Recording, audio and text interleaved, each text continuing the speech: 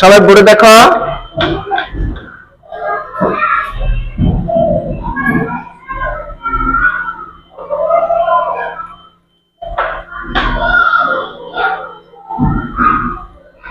বলো তো স্যার এটা কি দিলাম?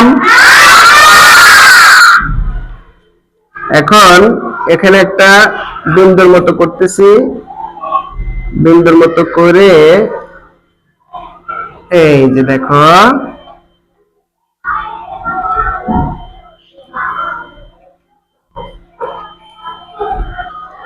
এটা কি হয়ে গেল?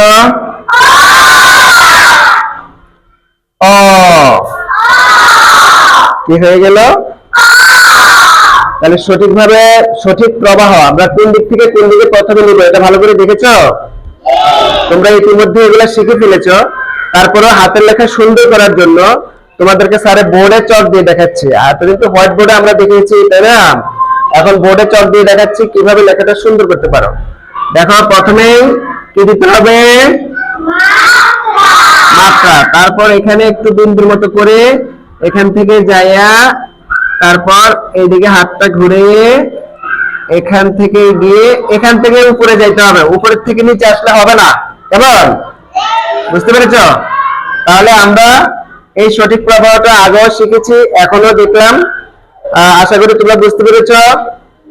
এখন সবাই সুন্দর লেখার জন্য, এখন সবাই সুন্দর করে লেখার জন্য আমি যেভাবে দেখিয়েছি এভাবে একটু লিখে দেখাও।